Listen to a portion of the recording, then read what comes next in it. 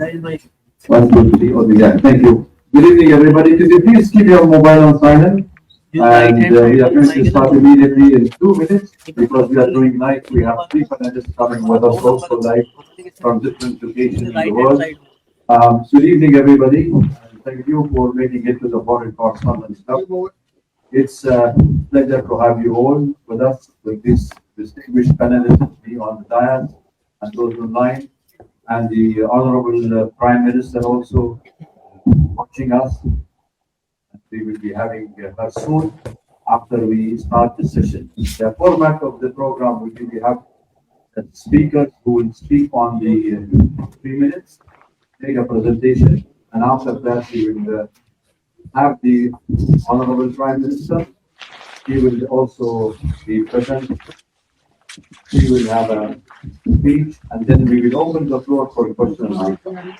So we will stick to the format. After we finish the speech, we will immediately open the floor, and we will give everybody a chance, maximum chance to speak. If you make your question short, and then we will be able to finish it. I will. I don't have to introduce Bangladesh to all of you. We are all living in South Asia. We understand the phenomenon of the development of Bangladesh. For those like us who have traveled extensively to this country, to cover it, whether it is because of it was young democracy, whether it was because of the flood situation, whether it was because of the booming industry. We've been reading on this for years, and all of a sudden the government collapsed, but the government is now inside most of the leaders of the former government. We didn't say it's the former prime minister or former ministers or anybody because we leave it to the people of Bangladesh to decide who should be leading in the event to come and the election to come, whom they wanted to select, whom they wanted to get. The Awami League party takes place in the forthcoming election next month. Without further delay, it's 6 p.m. We are starting, and I will call Mr. Sadiq to open the event. Thank you. Good evening, distinguished journalists, correspondents of the Foreign Club and International Association South Asia. So I welcome you all here as the president of the FCC Club described. Bangladesh is under attack and bleeding. So we made this topic today here, state democracy in Bangladesh. We cannot hear. In conversation with the FCC, some panelists, I would like to name those panelists. Beside those, our We cannot hear. distinguished person who is going to say a few words is the Honorable Prime Minister of Bangladesh, Her Excellency Sheikh Hasina. Our online panelist is Dr. A.K. Abdul Momen, former Minister of the Foreign Affairs, Economist, and the permanent representative to the UN of Bangladesh. Muhammad Ali Araf, MP, the Minister of Information and Broadcasting, Professor Dr. Habib Millat, MP, is the President, Global Center for Democratic Governance, Canada. We have another panelist, Professor Dr. Masud Billah. He is I cannot hear. I don't know. in the Others are Faculty of hearing or Law, not. University, Dhaka, and visiting fellow, Ports d'Azur University of France. Our panelists here, Minister Mohibul Hassan Chaudhary Naufal, MP, and his Education I Minister. cannot follow what to do. Then have Mrs. Rukia Prasi, distinguished actress, director, political and cultural activist. Hmm? And I am Muhammad Ali Siddiqui, the Secretary General of Bangladesh Human Rights Watch, We US, cannot hear. based in New York. So we are here for the event. Would like to deliberate the hard and the crucial situations ongoing. So this auspicious event comes to a critical moment for Bangladesh and aims to provide first-hand perspective on the country's crucial political trajectory, democratic institutions, and Indo-Pacific region's implications. Since 5th August 2024, Bangladesh turned into a land of horror. Radical extremists took over the control. Mob lynching, rapes, looting, demolishing, and setting ablaze to the historical landmarks, monuments, museums, libraries, cultural heritages, media houses, religious worship shrines, mazar, and the foundation stones of the newly birthed country in 1971, the secular Bangladesh. We Illegal, cannot hear. illegitimate, so-called interim government of Western implanted monastery. We call the Shrine, Muhammad Yunus, and his NGO authoritarian regime made the beautiful growing economic country Bangladesh a banana republic, where no democracy, no freedom of speech, no freedom of assembly, no rule of law, no safety and security. The plain thinkers and the secular, people, political opponents, minorities, and especially the women are in a dire situation in Bangladesh.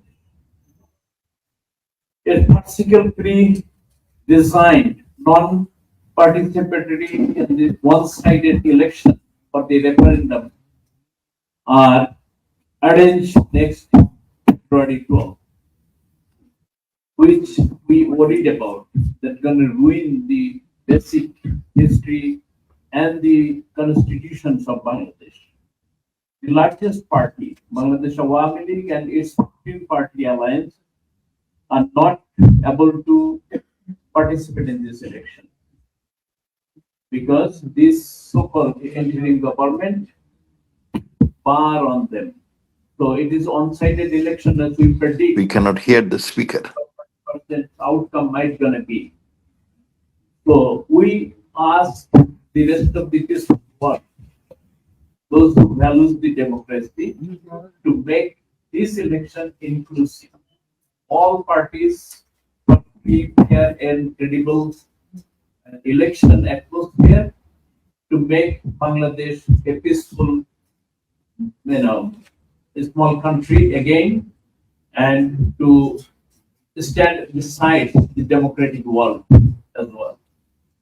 So my utmost gratitude and love to you all, especially this while we are here right now, we owe a lot because 1971 under the leadership of Srimati Indira Gandhi help us out to liberate the occupational forces. We remember all those martyrs, all those heroes, those who gave their lives and support. Thank you all. God bless you all. Thank you. We will have an online speaker right now. You can help me on this. Thank you very much. Good afternoon from Nice, France, and welcome from the land of liberty, equality, and fraternity. I'm sure that my colleagues and other panelists will focus on specific themes, but I would particularly take you to walk to the Justice Avenue that Bangladesh has been compelled to live in the post-Hasina settings. What has unfolded since August 2024 is not a routine political transition, but the gradual consolidation of what, as a comparative constitutionalist, I would like to term as a textual example of autocratic legalism, and a finest example of abusive constitutionalism, a strategy to use and abuse of law to hollow the law from the term rule of law as we understand in modern democracies. Since the very start, the interim government suffers from serious legal legitimacy. We have seen them uneasily jumping between competing justificatory narratives like state necessity, revolutionary legitimacy, and judicial endorsement that is hardly less recognized in our part of the globe and in the recognized constitutional jurisdictions. This fragility, I will argue, that further aggravated the reshuffling of the higher judiciary, dominated by the judges, largely appointed under pressure by the protester leaders. The regime largely features presidential ordinances placed at the service of the executive whim. The ordinances clearly transgresses the constitutional permissibility and human rights yardstick. Particularly, I would draw your attention to three distinctive scenarios. First, in an apparent effort to appease the triumphant forces of July, the Yunus administration has proposed a so-called July Charter containing 86 absurd reform proposal. I repeat, 86 reform proposal intended to be adopted through a single yes-no referendum simultaneously to be held with the general election.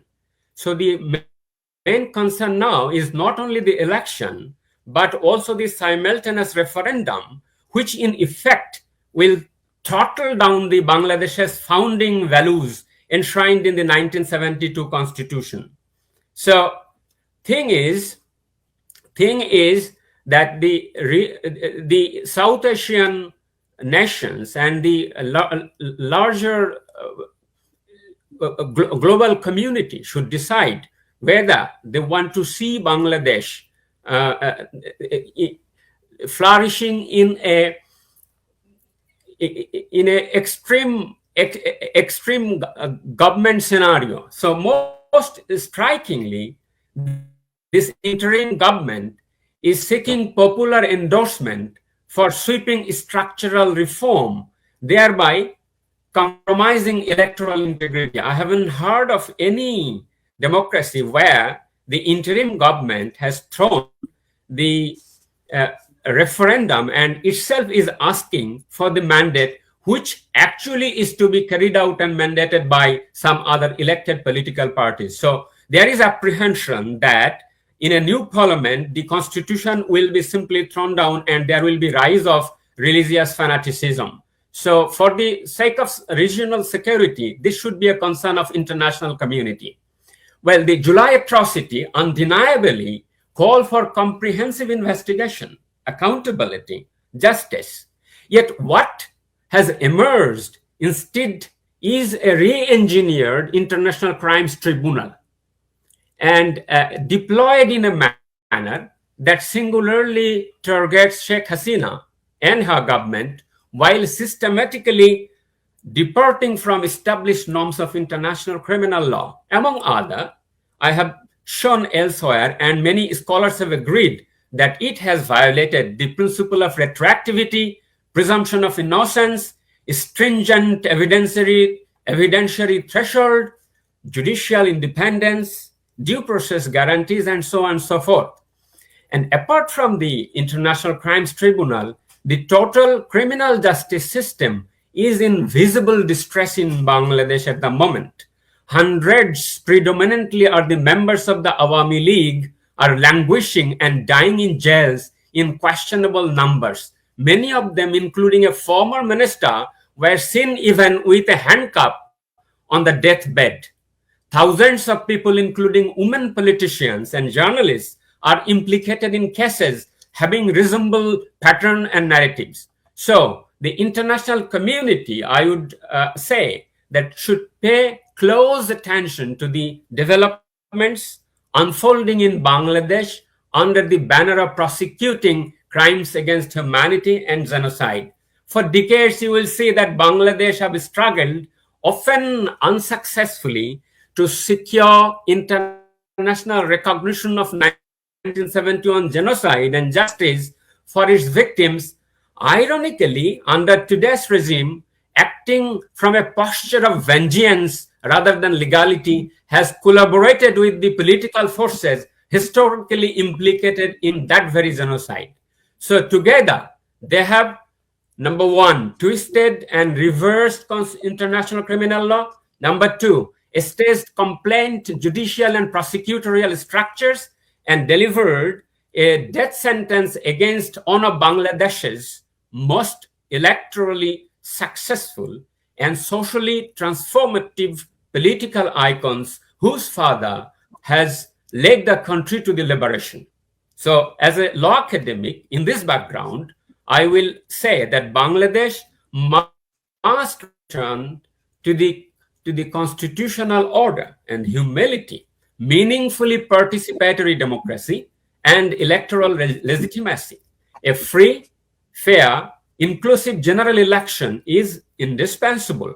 An election scheduled for 12 February without participation of the country's largest political party, the Awami League, risks producing not democratic renewal, but institutionalized exclusion. If such an election proceeds, I the can ask you international to wrap up, please. Sorry to interrupt you. Can you please wrap So up? I will say, Contour, out of this nettle danger, as the Shakespearean says that we pluck the safety, but unfortunately in this case, we'll have to pluck thorn. We'll have to pluck dangerousness. So it is the international community and Bangladesh people that need to take decision, the right course of action for the sake of legality and justice. Thank you very much. Thank you. I would request all the panelists, please, to stick to the time, 3 to 5 minute maximum, so we can take all of you, because the session is 1 hour. Otherwise, we will not have question and answer. Thank you. Next speaker, please. Now, I would like to ask Dr. Professor Habib Miller. He's going to address on the minority persecution all over Bangladesh is happening. So, Dr. Professor Habib Miller. Thank you. Distinguished members of the Foreign Correspondents Club of South Asia and the journalists, ladies and gentlemen, Bangladesh is facing a profound human rights and constitutional crisis under the unelected interim government, marked by mob violence, persecution of minorities, systematic suppression of political opposition, and the collapse of rule of law. Documented incidents and verified data indicate that country is rapidly descending into country of fear and lawlessness, and experienced by millions of citizens across all sectors of society. Prime Minister Sheikh Hasina didn't resign. However, through a misinterpretation of Article 106 of the Constitution, Parliament was dissolved and interim government was installed, bypassing constitutional norms and democratic legitimacy. Mob violence and extrajudicial killing. 637 people are killed in mob lynching from August 2024 to July 2025. 86 extrajudicial killing from September 2024 to January 2025. 42 political detainees affiliated with Bangladesh Awami League died in prison custody. Public lynching and custodial deaths have become frequent, often occurring without investigation and accountability. 537 leaders and activists of Bangladesh Awami League and affiliated organization murdered. 359,000 plus arrests from August 2024 to May 2025, predominantly Awami League leaders and activists. 124 members of parliament, including 15 women, detained illegally. Additionally, the Awami League was banned from any political activities by an ordinance, and its registration was suspended by Election Commission under government directives. Persecution of the minorities, women and children. About 182 plus minority individual killed, including 10 indigenous person. 58 minority women raped, 700 subjected to sexual violence. 2,796 documented incidents of minority persecution. 17 churches were burned during Christmas Day on 2024. Threatening letters sent to 21 churches and Christian individuals in December 2025. 103 documented human rights violation in Chattogram hill tracts. According to the official data, between September 2024 to June 2025, 12,726 cases of violence against women were reported, including 4,105 rape cases, reflecting growing climate of fear and impunity. The LGBTQI plus community faced 396 cases of harassment and violence across 70 documented incidents. 44 police officers, 2 answers, 1 BGB officer killed, 182 police personnel missing, more than 500 police stations was attacked, looted, and set on fire. State authority has fractured while violent mob operate with near total impunity. Destruction of state symbol and national memories. The Bangabandhu Museum, the birthplace of Bangladesh's independence, was demolished with bulldozers in presence of security forces few times. Over 185 religious shrines destroyed. This act represents ideological erasure, not isolated vandalism. 184 journalist accreditation card has been removed. 354 journalists implicated in fabricated murder cases, 18 journalists arrested of false charges, 523 documented incidents of journalist persecution. Media houses have been attacked, burned, and threatened with closures. Editor assaulted, female journalist harassed. After 5th August, mob violence heavily targeted academic sector. 45 university teachers permanently dismissed, 200 temporarily suspended, 2,000 subjected to coordinated academic sanctions, 2,000 teachers attacked by mob, nearly 1,000 teachers falsely charged with murder cases. Approximately 200,000 students have been affected. Many have been barred from classes, harassed, handed over to the police, expelled without causes or targeted alleged political affiliation. In numerous cases, students were denied registration, examination, and certificates. Beyond academia, repression has expanded across the professional, including lawyers, doctor, engineer, agriculturist. As a result of unelected and constitutionally illegitimate government, the rule of law has collapsed. Opposition political has been criminalized. Minority face systematic persecution, mob violence has been normalized, media is silenced, and citizens is in fear. Bangladesh has effectively become a country gripped by fear and lawlessness. Recommendations are immediate restoration of civil rights and law and order, independent and impartial investigation into human rights violations, free, fair, participatory national election involving in all political parties under a neutral caretaker government. Thank you very much. Thank you for sticking to the time. Yes, next speaker, please, Mr. Siddiqui. Thank you. Now I would like to ask Professor Dr. A.K. Abdul Momen, former Minister of You can hear. Professor Dr. A.K. Abdul Momen. But prior to that, I cannot hear. is already given Hello? their statements. I cannot hear.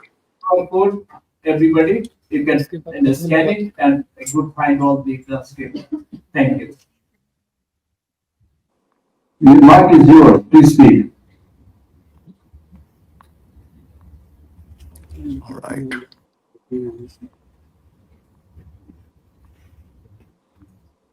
Go ahead, Dr. Mohammed.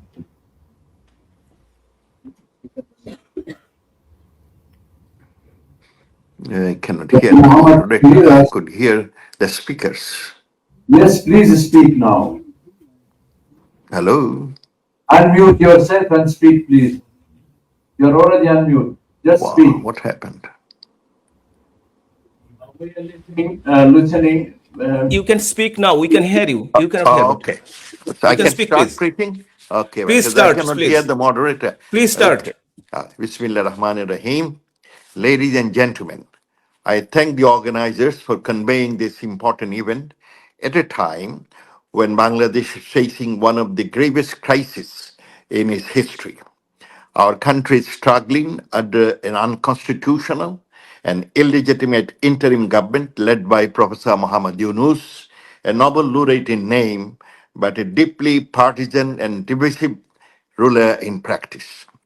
Until August 2024, Bangladesh was on a clear path towards progress.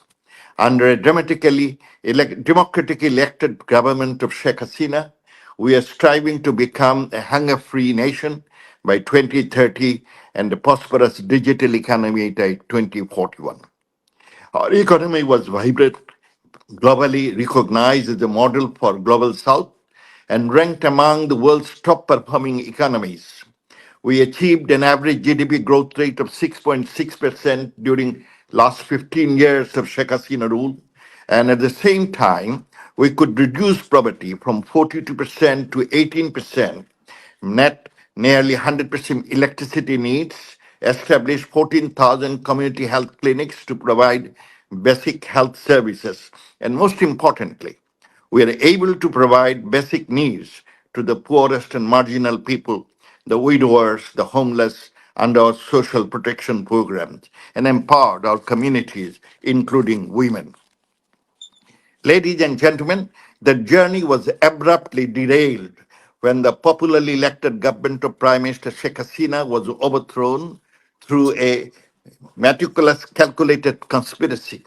Since then, Bangladesh has descended into economic collapse, lawlessness, and anarchy. When security collapses, society collapses, and anarchy becomes a norm. Under the UNIS administration, mob violence, corruption, and radical extremism have become routine.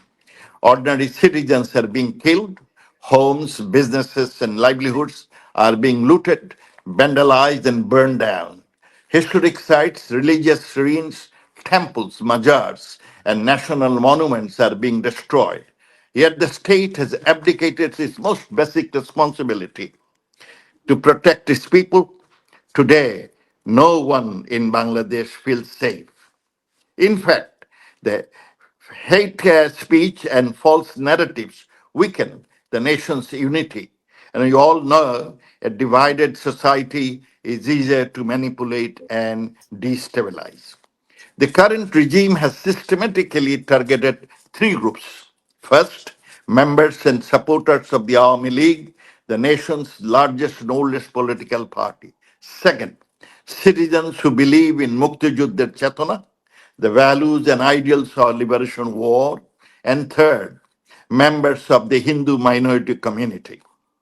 Through relentless propaganda, the government has fostered hatred and dehumanization against these groups. Acts of extreme violence, including killings without trial, have taken place while atrocities stood by or remained silent. Bodies are being found in rivers, marshlands, roadsides, and even in private homes. When such atrocities occur, silence from the international community is not neutrality, it's complicity. Human rights violations under this regime have surpassed all past records. Like authoritarian regimes of the past that relied on intimidation and mobs to silence dissent, today Bangladesh is witnessing the rise of a culture of fear. In the pretext of reform, state institutions, including the judiciary, the police, and the financial sectors, have been systematically weakened or rendered ineffective, leaving citizens with no avenue for justice and accountability. Dear friends, A nation can survive poverty, but not anarchy, lawlessness, and violence. The consequences are devastating. Media houses have been attacked, journalists arrested or dismissed, and free expression crushed. Nearly 3 million workers, most of them women, have lost their jobs. Poverty has surged dramatically in a short period of time, and tens of millions now face the threat of hunger and starvation. Yunus government, through its venomous propaganda, made its friends and neighbors enemy, and it is becoming a pariah state. Education institutions and the justice system have also fallen victim to mob control. Academic discipline and educational standards are deteriorating rapidly, while the judiciary has become a tool of intimidation and extortion rather than justice. Amid this chaos, the interim government is attempting to stage a predetermined election on February 12, 2026, excluding major political parties, including the Awami League, which enjoys overwhelming public support. As per media reports, almost 70%. Such a sham election will neither restore democracy nor bring political stability or economic recovery.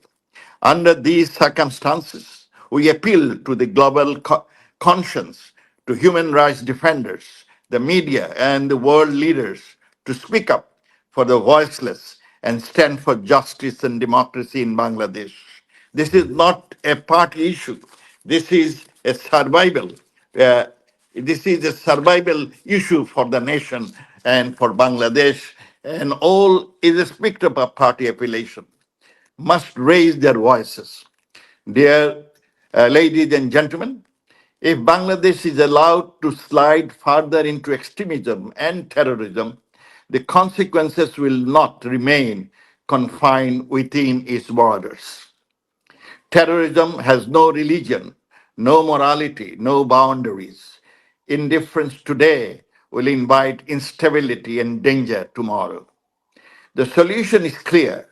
Political and social stability can only be restored through democracy, rule of law, and inclusive governance. Extremism can be defeated only when the people's will is respected. Therefore, we urge the international community to apply strong pressure on the current authorities to ensure the following. First, a free, fair, inclusive, and credible election with the participation of all political parties. Second, immediate withdrawal of bans on political parties. Third, release of all political prisoners and journalists before the election. Fourth, withdrawal of all false and politically motivated cases. And fifth, finally, formation of a genuinely neutral interim government which requires Professor Muhammad Yunus, who is highly partisan and vindictive, to step aside. Let us hope and pray that civility, democracy, and good governance are restored in Bangladesh without further delay. Thank you. Joy Bangla, Joy Bangabandhu. Thank you very much. Thank you for. Thank you. Nick? Thank you for sticking to the time. And we have the final speaker, Ms. Rokia Parashi.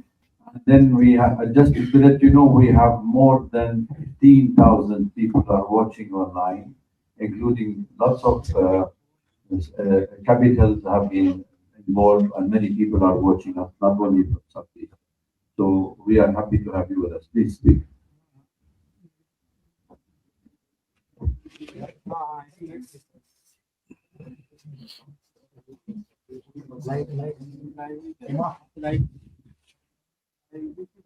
Thank you so much.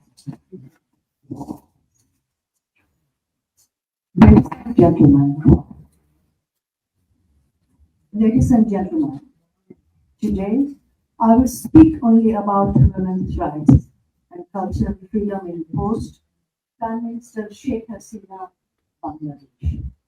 Since August 2024, women and gender minorities have faced a sharp and alarming decline in safety and dignity.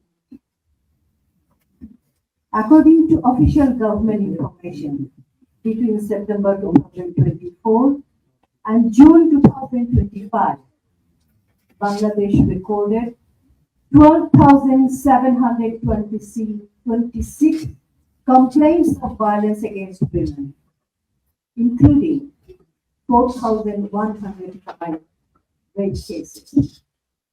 These figures reveal a climate of fear and near total impunity. Women's visibility in public and cultural life is shrinking.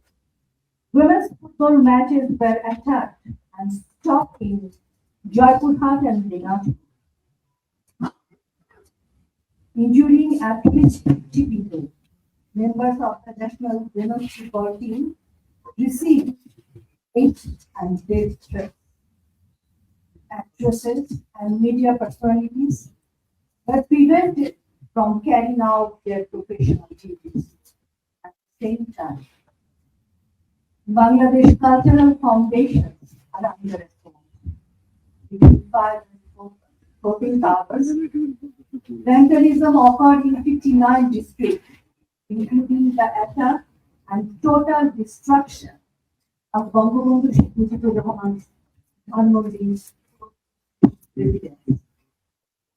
A national memorial across the country, murals, sculpture, and cultural and historical artifacts were demolished by religious extremist groups.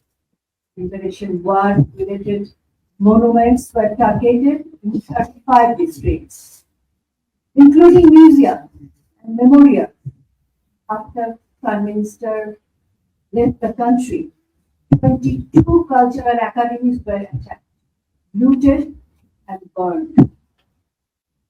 Theatre performances were stopped, artists were assaulted, and explosions occurred outside the Dhaka Shilpakala Academy, the National Center for Performing Arts.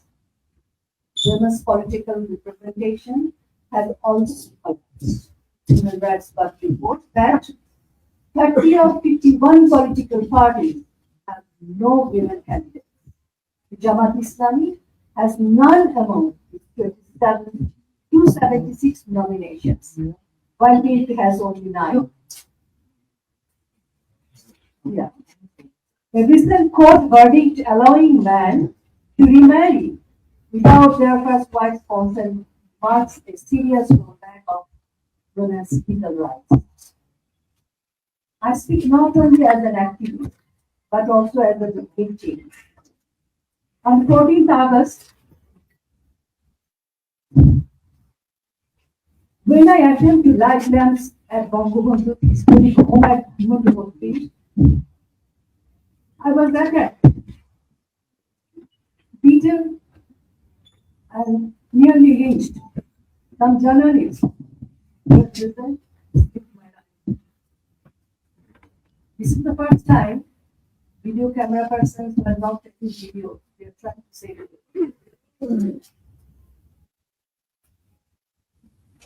Ladies and gentlemen, I was born at the dawn of Bangladesh independence. I can say in serving that out of 54 years of our existence, it was during Sheikh Hasina that women from urban countries to rural villages were equal and secure. From politics to economy, women's empowerment in Bangladesh was recognized and lauded globally. Today, I no longer feel confident, nor do millions of women across Bangladesh. The election currently being planned with consolidate ultra-fundamentalist extremist forces into power, regardless of which party of the government. This is because most secular and liberal parties have included. The Bangladesh Awami League has been banned to an illegal order. While others, such as the Workers' Party, Jatiyo Party, and Socialist Party, many of which previously had significant parliamentary representation, are being effectively birthed in nation. Ladies and gentlemen, no law enforcement protected us, no justice followed. Instead, false cases and assassination threats continued to me and others. I eventually fled to India to survive, but I'm among the lucky ones. Millions of women are not. So, thank you, ladies and gentlemen. I just want to say, please, save Bangla. Thank you. Thank you very much. I think we have given the message. I would like Anil to put the Honorable Prime Minister on audio with us. She's listening, she's watching, but she cannot come on video. So we'll have her only on audio. So you can keep listening to her message. Yes, please.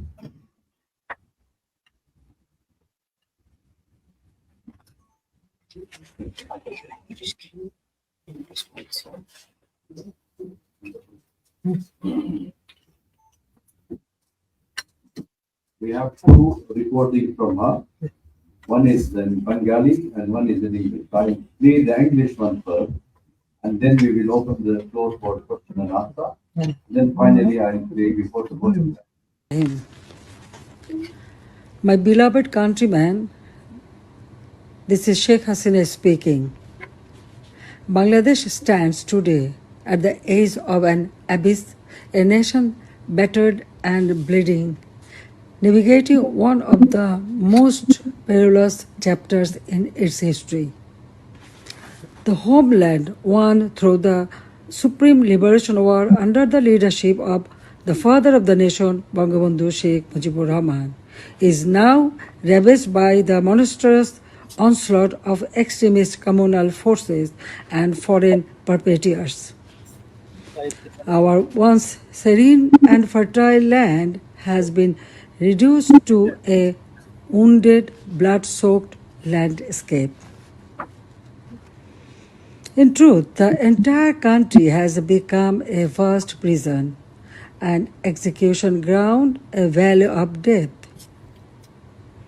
Everywhere, one hears only the cries of the people struggling to survive amid destruction. A desperate plea for life, heartrending screams for relief. The murderous fascist news, a usurer, a money launderer, a plunderer, a corrupt, power-hungry traitor, has bled our nation dry with his all-consuming perditions, staining the soul of our motherland.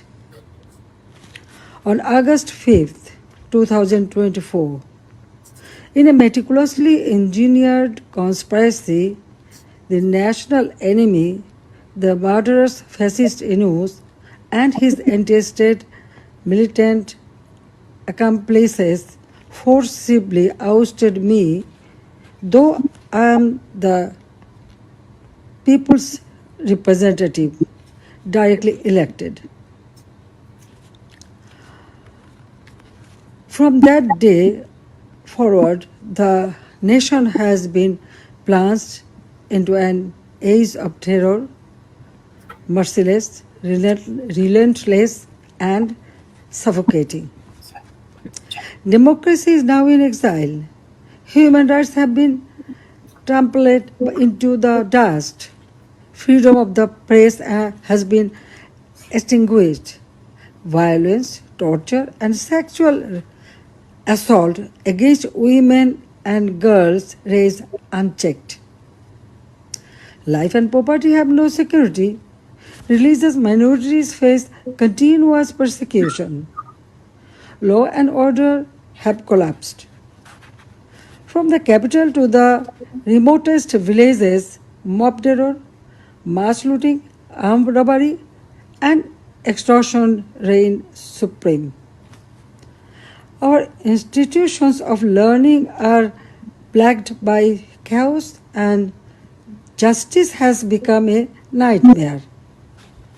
The frenzy of militant extremism has cast a pall of fear across the nation. Even more dangerously, there is a treacherous plot to barter away the territory and resources of Bangladesh to foreign interests. By betraying the nation, the murderous fascist Inus is pushing our beloved motherland toward the furnace of a multinational conflict. In this grave hour, the entire nation must rise, united and galvanized by the spirit of our great liberation war. To overthrow the foreign serving puppet regime of this national enemy at any cost, the brave sons and daughters of Bangladesh must defend and restore the constitution written in the blood of martyrs, reclaim our independence, safeguard our sovereignty, and revive our democracy. Let us, all democratic, progressive, and non-communal forces of the pro-liberation camp, take a solemn oath to build a human and welfare-oriented democratic state, and to confront with unyielding resolve the treacherous designs of the murderous fascist Inus and his collaborators. My dear, honest, hardworking, and patriotic people of Bangladesh, our nation is stifled by an unelected, violent regime whose false promises have quickly been supplanted by chaos, violence, hatred, and corruption. Faced with lawlessness and erosion of your democratic rights, your courage and strength is tested on a daily basis. Please do not give up now. The Awami League is independent Bangladesh's oldest and important political party, inextricably interwoven with our country's culture and democracy, defender of Bangladesh's proud traditions of political and religious pluralism, and the committed upholder of our laws and constitution. At this darkest time for our countrymen and women, we reaffirm our determination to help you restore the thriving homeland that was snatched away from you. The Awami League calls for the following action to help unify Bangladesh and banish the divisive actions of the past 12 months.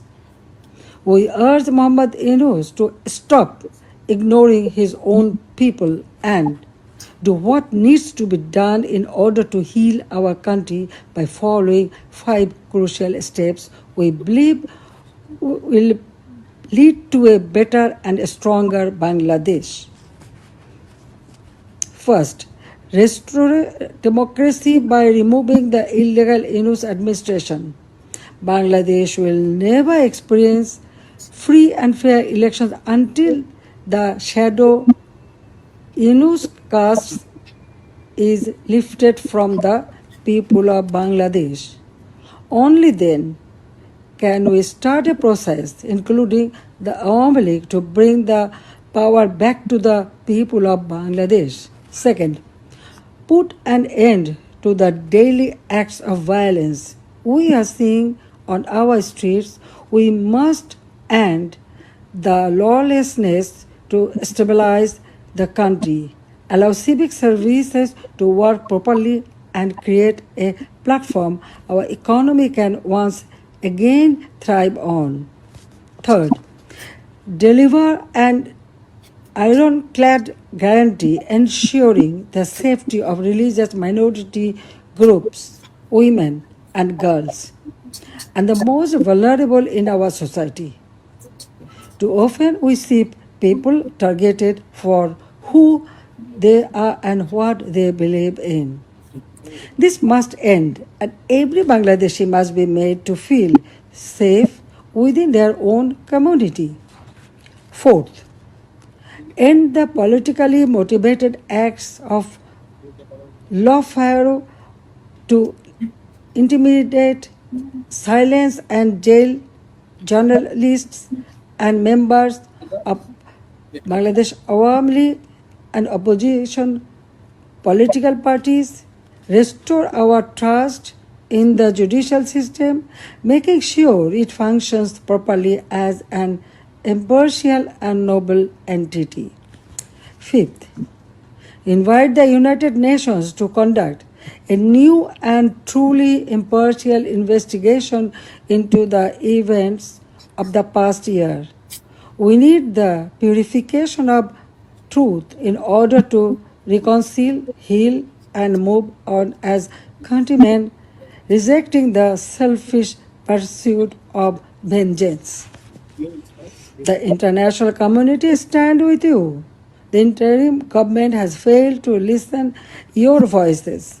But together we are strong and together we can make our demands heard. Join us in the fight to take back our nation from those who seek to destroy it. Help us rebuild our democracy in Bangladesh. Joy Bangla, Joy.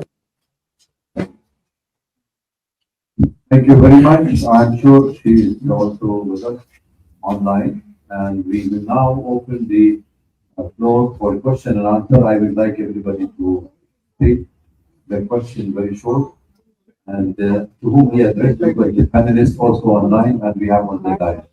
So feel free and please wait for the microphone.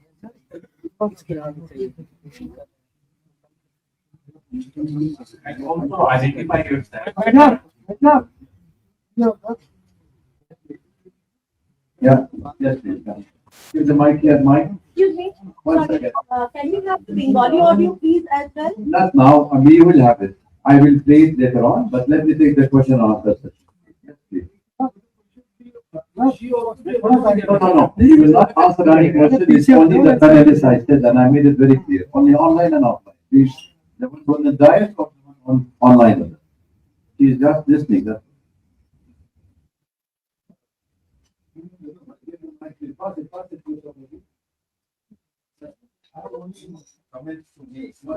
no, please, no comment. I would like you to start immediately with the question. We have just a question. No comment. Yes, I. Okay, No, 1 second, I'll give you the mic will come. So I'm Sahil Pandey from ENI News Agency. Wanted to know about the future of Awami League, because we know that around the corner elections are going to take place. What's going to be the future of Awami League going forward?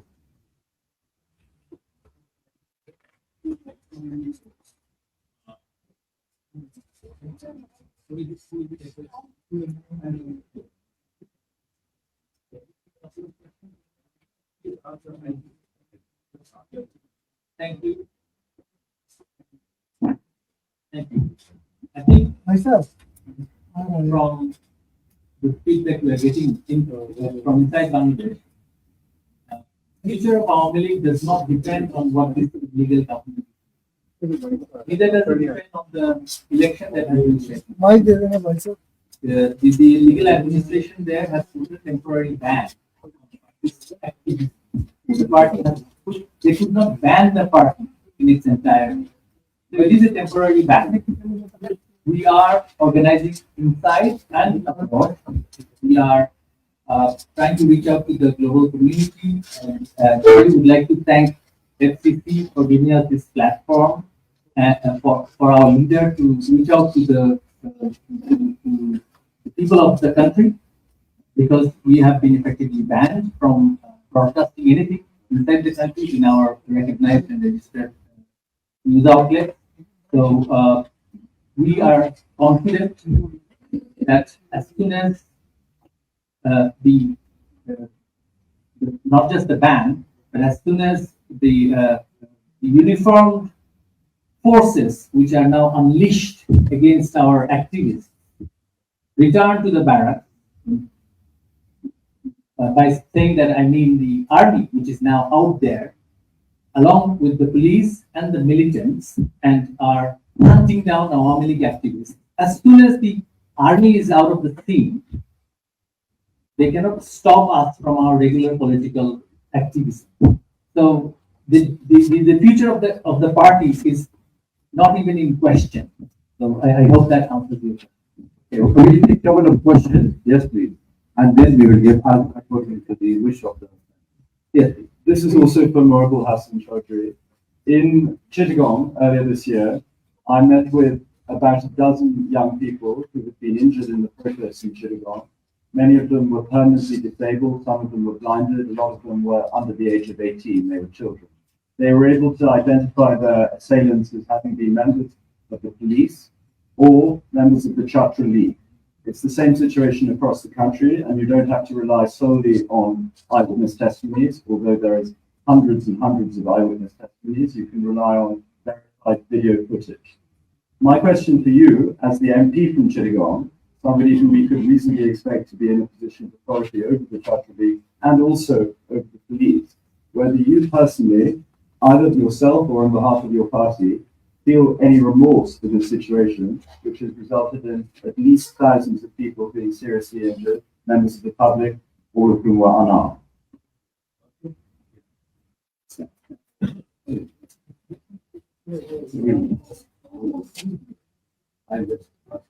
If you identify yourself, where are you identified? You said, Identify my name is Cyrus Nancy. I'm a freelance journalist. I work in law. I just have to keep that. Good evening, I'm Nandini Basu, I'm an independent journalist. Wanted to understand again from Mr. Chaudhary, elections will anyway take place and there will be a new government probably coming in power there. What will be your action plan after that? Thank you.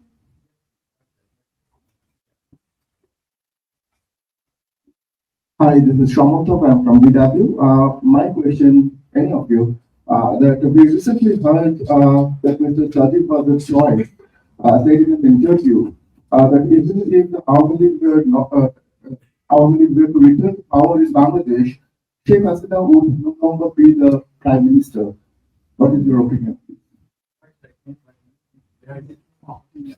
My question is also to any of you, I mean, Minister of Education, Minister of Answer. So, sir, I'm Madhuparna Das from CNN UPT. So, I'm also trying to understand what is the plan of action going to be, because now, as you also mentioned that Awami League is mobilizing inside Bangladesh and outside Bangladesh. Most of the senior leaders are maybe outside Bangladesh. So that your party is banned. Yourself is saying that election is already predetermined. So what and how you are going to take it forward, and what kind of expectations you have from India?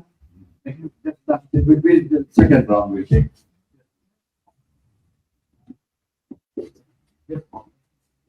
Thank you. I think I would like to address the question about the injured in Chittagong. Thank you for raising this issue. Although you're not from any particular news outlet, still entertain your question. Of course, we don't disagree. I mean, it's not a laughing matter, as you have just expressed yourself. Yes, I mean, it's not a laughing matter. What has happened in Chittagong and across the country, we have been demanding thorough investigation for these events. We have not ever said that if any of our activists are responsible, we will exempt them from prosecution. We have convened a judicial fact-finding committee when we were in government, but that committee was never allowed to function. And if you are talking about my responsibility or my control over our activities, of course I have. You should also have found out how many of our activists have died.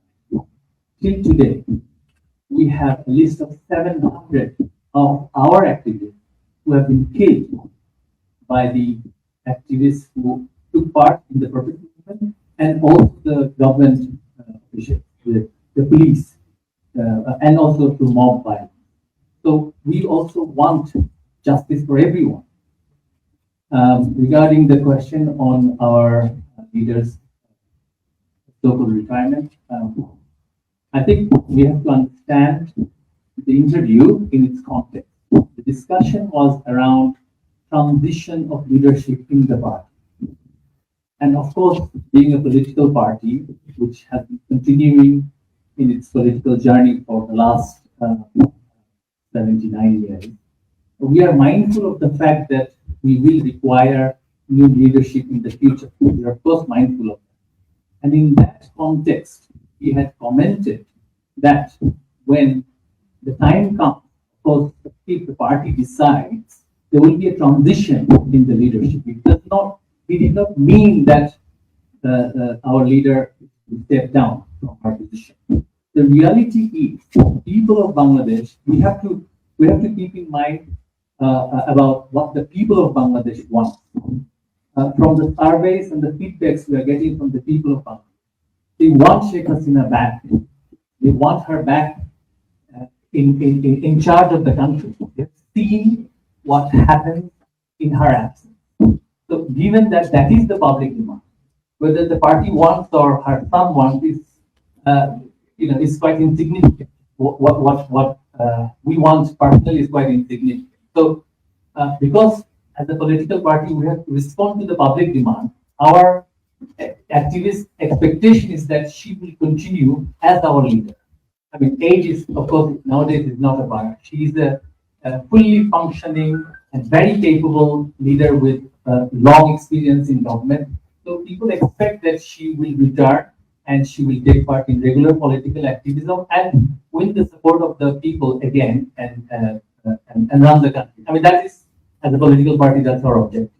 Regarding our reorganization, you see, Awami League is the biggest political party in the country. If you look at the election results from 1978 onward, even when the elections were questionable, Awami League was able to increase its vote share in every successive election that we've held since 1973.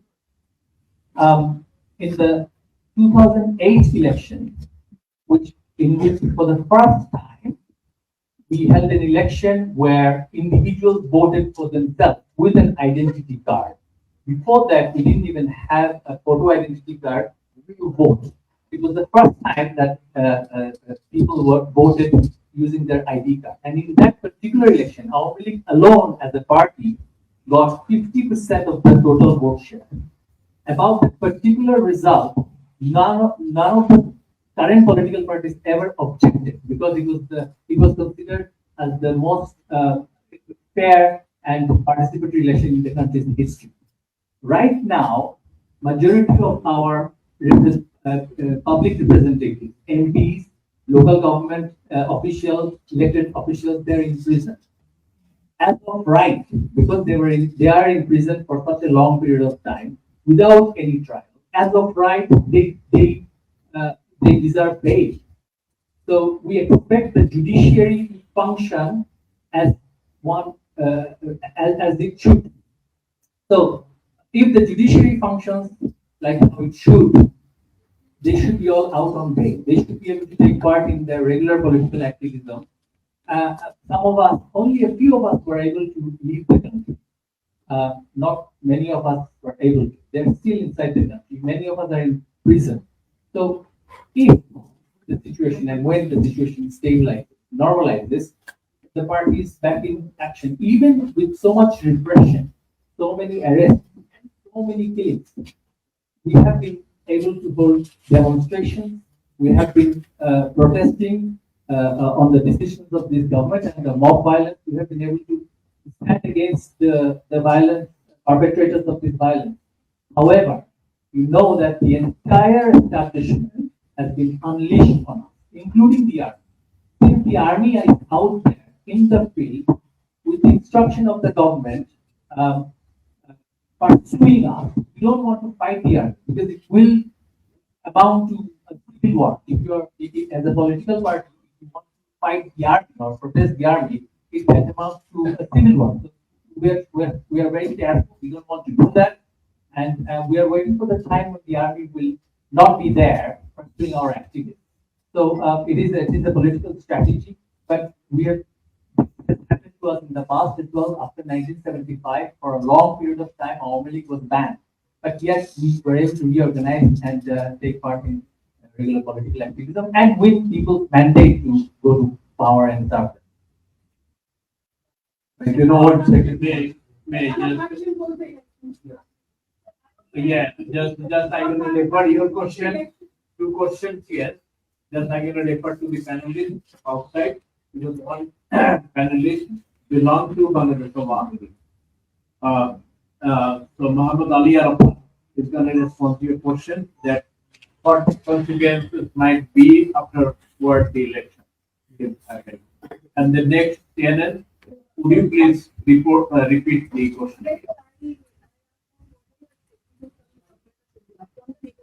Exactly. Wonderful. So both the question I would like to refer to Muhammad Arafat. Please. Thank you very much. But I could not hear the question properly. Could you please repeat? The one question is that what are you expecting from the government of India, the situation ongoing and the upcoming election? And the second question was, what do you expect afterwards the election happened on February 12th? What are you planning to do from your part? Okay. So thank you again for the question. So I'm not going to talk about most of the things that has already been covered by most of the panelists.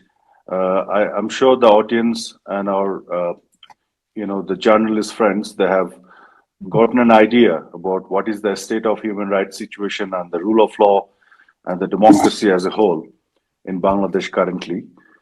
And you can also search by Google. With this kind of questions, you'll find out plenty of evidence of what has been happening. I mean, it's a complete breakdown that we see in Bangladesh of rule of law, democracy, or anything whatsoever. I mean, it's a country of mob. In fact, it's not even mob, because the mob is something that gets created spontaneously by the unruly people. But what they're doing is they're orchestrating all of this in the name of mob, and Yunus is directly behind it. He is using this kind of his henchmen as a mob to suppress the opposition and any dissenting voice, and they're trying to justify it as if they're pressure group or whatever, the anger of the people. But you wouldn't see the participation of the people in this kind of mobs. You'll see the participation of their activists, the radical Islamists and all those groups who are doing it, and they're trying to portray those activities as mob, as if these are the outcome of the spontaneous natural anger. But that's not how it is at all. So if it were all those things were mob, then you could say that Yunus kind of his administration failed to contain those mobs. But in reality, it's not they're failing, they're actually instigating, they're basically contributing and motivating these people to create those mobs, and he's using his people as tools to suppress Awami League and sustain into power. So what I want to say here is very simple. I'm not going to go over all of the other stuff, but as simple as that at this moment is we need the democracy to return to the country. We need the power to get it back to the people of the country. And how it can be done? One simple solution. As simple as that, which is a free and fair and inclusive election. Let the people decide. If you can have a free and fair and inclusive election, if you allow the people to decide, that's the only solution that you can see. And you don't need to be a rocket scientist to understand this. We see the country is in total chaos, right? What is the way to transition from this chaos to a peaceful situation, a democratic situation? A proper election. Is the election that you are referring to, the February 12th election? It's a completely one-sided, preordained, rigged election that Yunus is conducting, completely banning Awami League, and that also illegally. they used the Anti-Terrorist Act to ban Awami League. But to do that, they had to amend it. And that amendment itself is illegal. And that hasn't been ratified into the parliament because there's no parliament functioning right now. So the formation of the Yunus government itself is illegal. And everything else he is doing, by weaponizing the judiciary and the law, these are all illegal.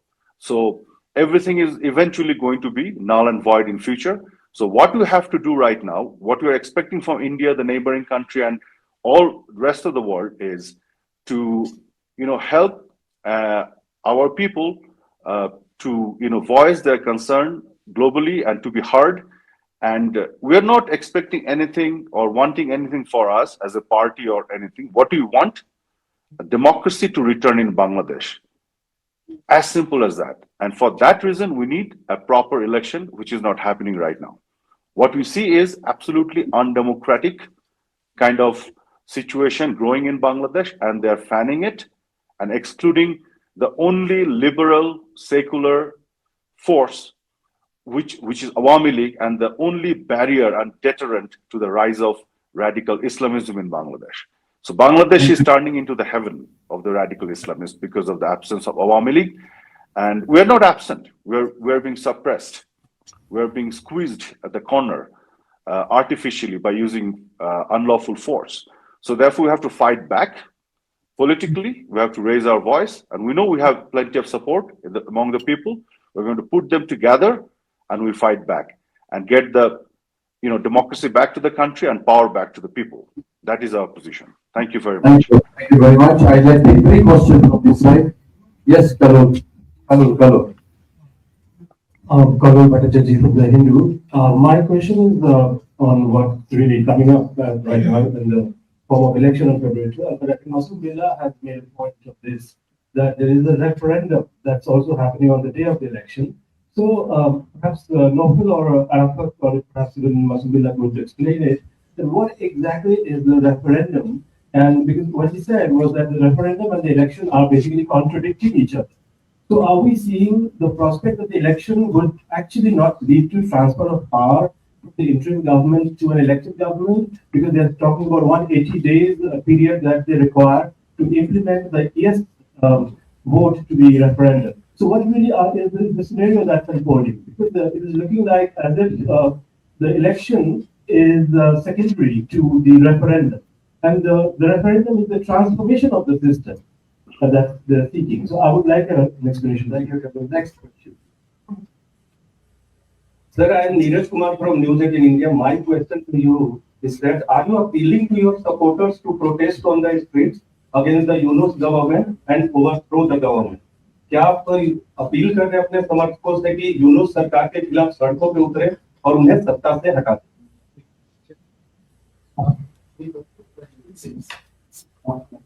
Honorable moderator, may I draw your attention, please? Rishikesh from PTI, District of India. So, as you have mentioned that you have huge support with the ground level. Would you like to, with your party, extend support to any, extend support to a particular party or candidates? And after the election, do you think you have opportunity to go to the court and challenge the result? One more question. I'll answer the referendum point. So the whole process is very unclear.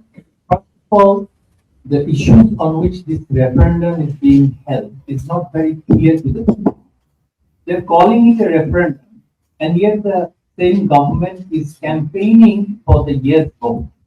How can this be an election where one side is being imposed, as in taking the side of the yes, and yet it is not really clear to the people what they are signing up for? The entire machinery of the government has been unleashed, and public fund is being used so that they vote for yes. What are the things in this referendum? Of course, it is reflecting the July Charter, the so-called July Charter.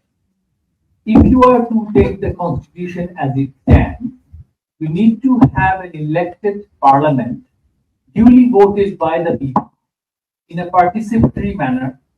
And in that parliament, if a side gets 2/3 of the majority, only then they're able to change the constitution. But this administration is claiming that through this referendum, they will change the constitution and thereafter from the government. So even though it is a one-sided election, it's not really clear how will they form the government. What if the referendum side is defeated? The yes side is defeated. So will the election become unconstitutional and void? So these gaps are intentional. The government has been formed through a constitutional anarchy, and they want to continue this confusion and anarchy so that no political government can take over.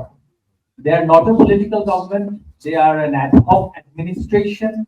Their legality is under question, but they want to continue this confusion for the foreseeable future.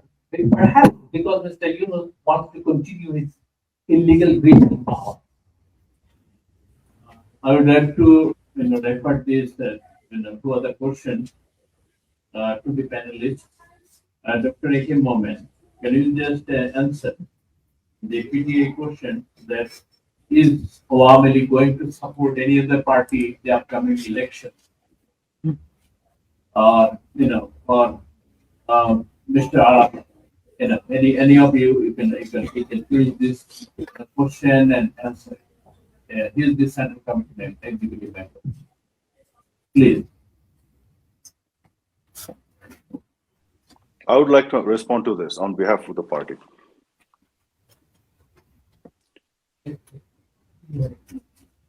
Please go ahead. Okay. So, with regard to your question, what is going to be our position from Awami League about the election? Our position is absolutely clear, and our party leader, party president Sheikh Hasina, has also made it very clear that because this is an illegal government which is conducting an illegal election and where they have banned Awami League, therefore, we have made a very clear appeal not only to the voters and the supporters of Awami League, but also to all the voters of the country to boycott this election. Because we wanted to participate in the election. Awami League is a party always looking for participating in the election. We always think that transition of power should be done through the election and through the electoral mandate of the people. But we have been forcefully banned and been excluded from this process. Therefore, the only way to protest is to completely boycott this. We did not boycott this election. We have been excluded. Therefore, we are asking the voters to boycott this, and that's how to say no to this illegitimate government's illegal initiative. And even with the referendum, it is absolutely unconstitutional. If anyone can show me after going through the constitution that this kind of referendum exists today, if it does not exist in the constitution, how can you go for it? So Yunus is basically doing anything and everything, bypassing the constitution and the legality of everything, and without having any mandate, but he's just doing it, going ahead and doing it. And they'll be rigging the election, and they're, as Mr. Naufel also said, that they're promoting for the yes vote. These are all show that they're staging, so that eventually they can show the outcome of the election is people voted for yes, and that they want to show it as a mandate. But there's no legal basis for that whatsoever. Thank you. Honorable Moderator, this is Dr. Billah speaking. Can I intervene, please? Yes. I would like to supplement on the issue of referendum. This is a very, very serious issue because general election and referendum runs contradictory to each other. So there is a far more ill design with the mechanism of referendum, and the government itself is arguing for it and for putting a yes vote to the people. Now, you will see there has been a true two-pronged immunity that the government has provided.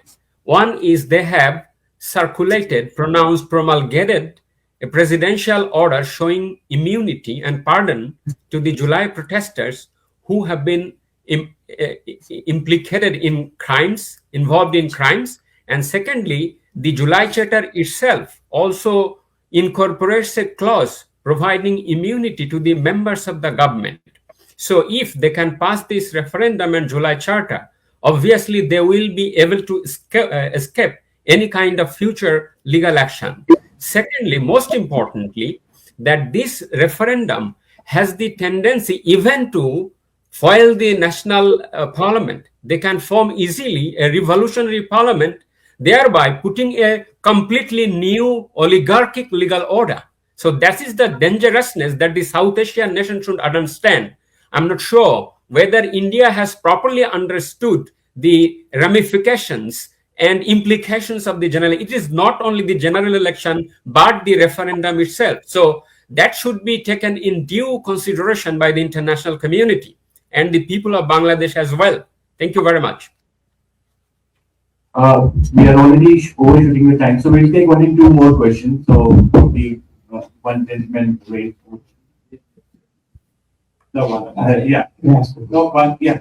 I'll just come back.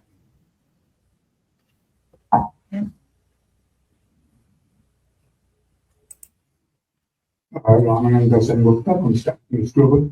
Very good question to anybody who might want to answer it. There's this leak from Washington Post which talks about how an American diplomat talked to some women journalists in Dhaka and basically essentially tried to mainstream the Jamaat. I was wondering if anybody would like to talk.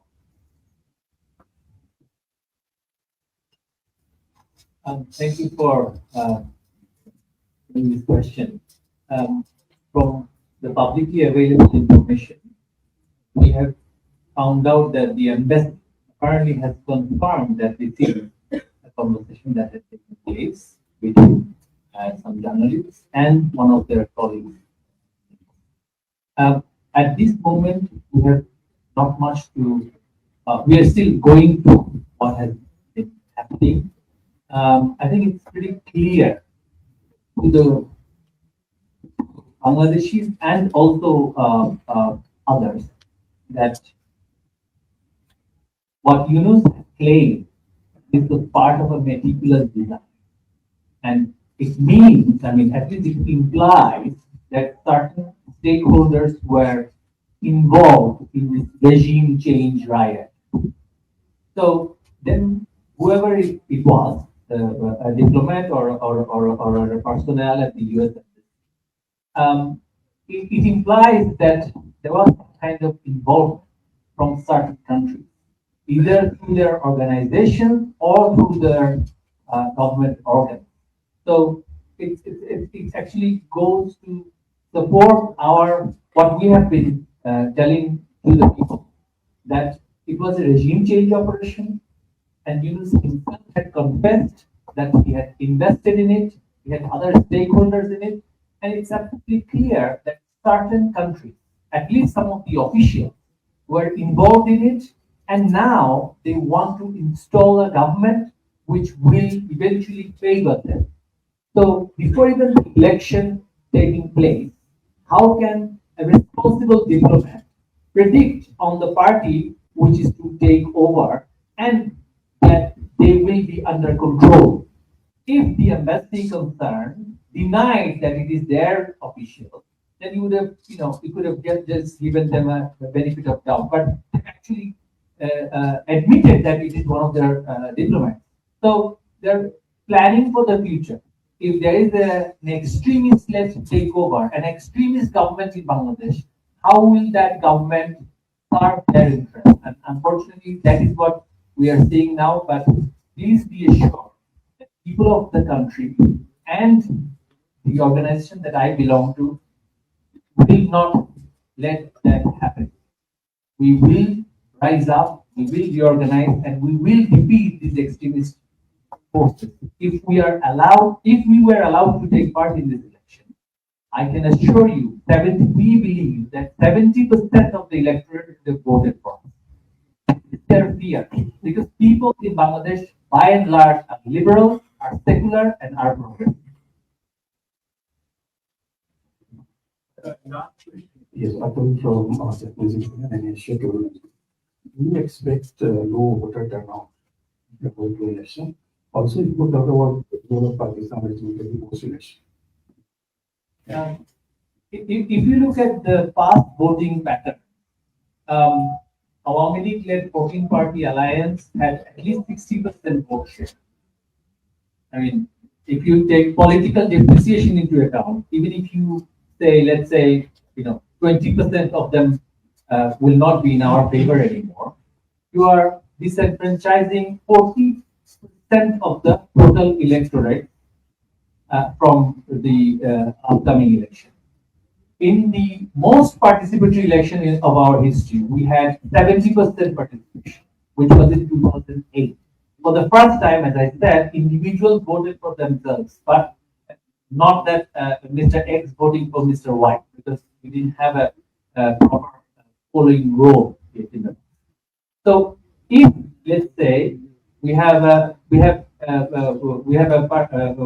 election without Awami League, you won't find at least 40% of the electorate in the vote. So if you take away 40% of 70%, you get a figure of less than 50%. So with any government with this amount of total turnout, you'd expect them to the ruling government to have less than 30% support. I mean, by and large. So how can you really have mandate to rule a country, run a country with such a low mandate, such a low legitimacy? So the legitimacy will be questionable. With a 25% support from a country of 170 million people, how will their government even sustain for full tenure? That is the question that we are all asking, and that is why we wanted participation from all the political parties. I would like to request to play the Bengali clip for it. We have that. And after that, they'll be here so you can actually take offline questions as well. Because we are already overshooting the time, so I'll request in case if you have any question, you can take anyone offline. So after this, can you please play the Bengali clip? দেখেছেন যে অবৈধভাবে ক্ষমতা দখলকারী ইউনূস সে কিভাবে আওয়ামী লীগকে ban করে, তার কি অধিকার আছে? ডক্টর মোহাম্মদ ইউনূস, তাকে আমি প্রশ্ন করি যে সে কি জনগণের ম্যান্ডেট নিয়ে ক্ষমতা এসেছে, জনগণের ভোটে ক্ষমতা এসেছে? তা তো নয়। সেটা তো সে নিজেই স্বীকার করেছে, আমাদের বলতে হবে কেন?